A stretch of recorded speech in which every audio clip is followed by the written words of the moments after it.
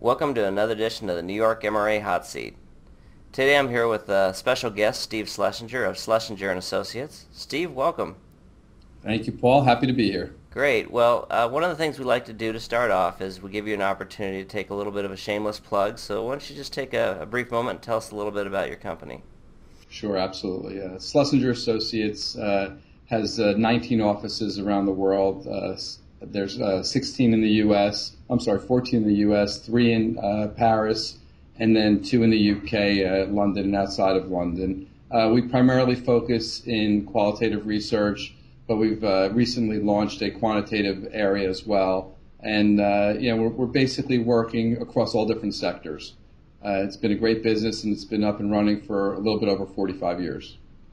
You know, one of the things that I think most people that know your company know you've taken Schlesinger Associates, obviously with a lot of help, but from a small company to what I would view in our industry as a fairly large company. And so there's a lot of firms out there that are kind of struggling with this. You know, they're not necessarily sure how they should be positioned. They're being told that, you know, maybe their ways of doing business are changing. So what advice would you give, and where would you basically tell people to start when it comes to taking a small business and trying to grow it into a larger organization? I think when you're looking at growing your company, the first thing that you need to figure out is ultimately what are you trying to accomplish? Are you trying to become a big company spread out with lots of different services or lots of different geographical coverage segment of the industry? And then I think once you figure out really what you want to be when you grow up, so to speak, then you have to create the plan that goes along with it. It takes a lot of time and care and a lot of flexibility. You have to be able to sit there and say, okay, I've come at it with this vision, but how's that vision going to change over time? And and the other piece to me is always inclusion. How do you take that vision and include others' thoughts, opinions, guidance in order for you to create the best path forward?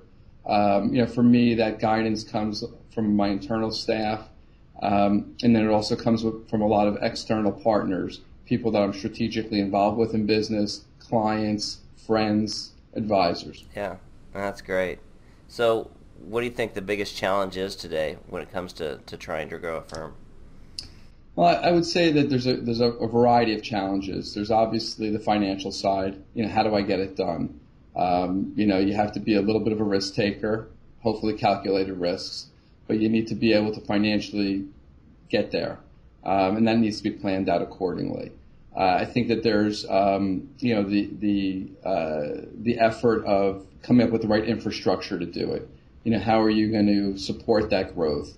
Can you do it with your internal resources? Do you need to hire more? Do you need to come up with partnerships that will allow you to get there? How much can you stretch that rubber band and still maintain its integrity? And then of course there's the issue of not losing track of what got you there to begin with. Your core business, your deliverables, your quality, everything that your clients are depending on you for. So there's a lot to sort of digest and figure out along the way. Yeah, that's great. Now, there's a business coach by the name of John Asseroff, and one of the things that he had said is you have to have the vision first and then the plan behind it. And you kind of touched on that with your intro. So how do you begin to plan? I mean, what do you do? What steps do you take?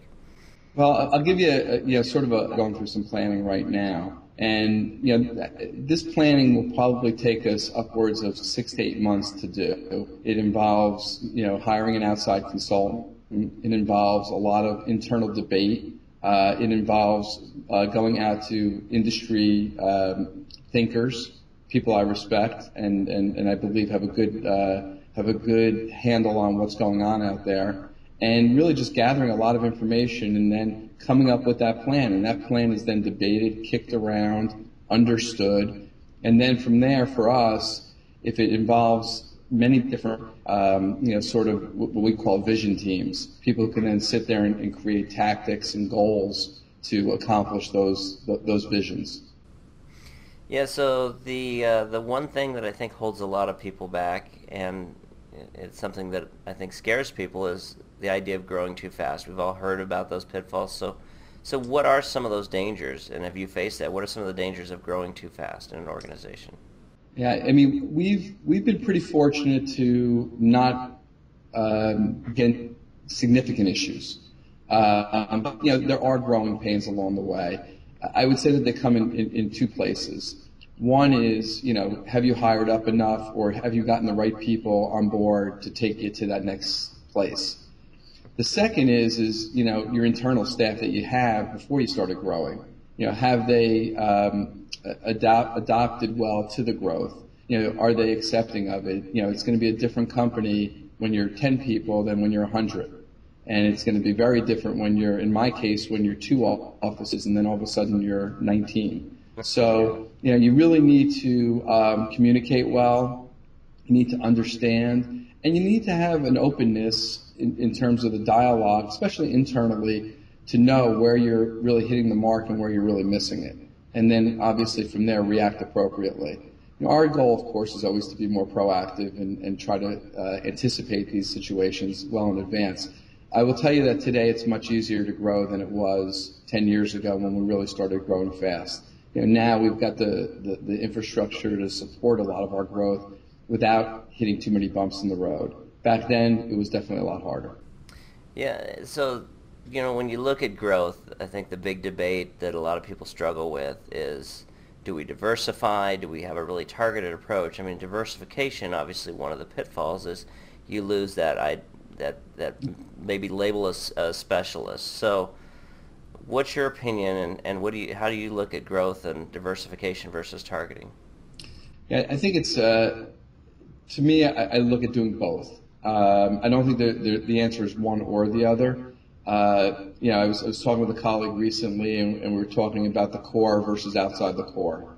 And, what is it that where is it that you should be focusing, and what should be that concentration? And I believe that in our business, we have a very strong core in our qualitative practice. But again, that gives us limitations to some degree. What else can we be accomplishing, so to speak? But it still fits into our core business and our core mission. And, I think our greatest opportunities are going to probably be outside of our core just because of that situation that we're in. I think for a smaller company, I think it's always better to focus on what you do well and obviously where your strengths are. And I think outside of that may be a little bit of a challenge.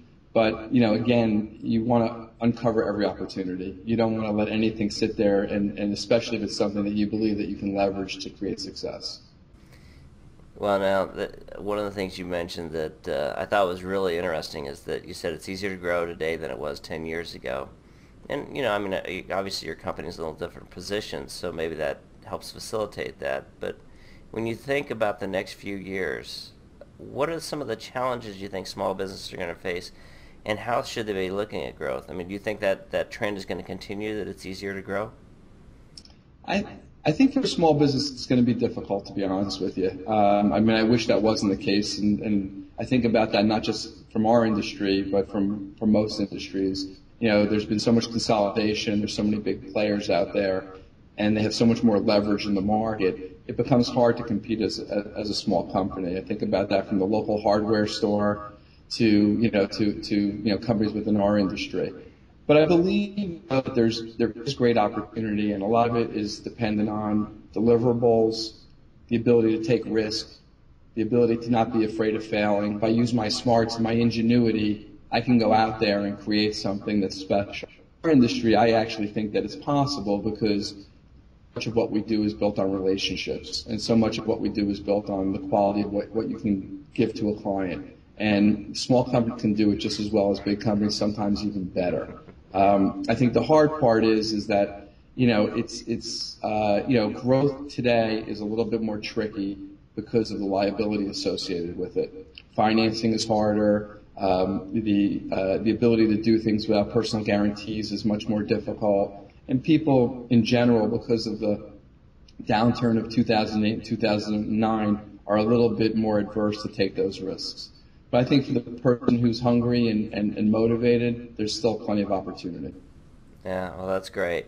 Well, Steve, it's a near and dear topic to my heart. Ever since I started my own company, I faced these issues. How do I scale? How do I grow? So I really, really appreciate hearing your insight because I know you've been there. And I think our viewers will as well. So I want to thank you again for your time and your insight. And once again, this has been another edition of the New York MRA Hot Seat. Thanks for your time, Steve. Thanks, Paul.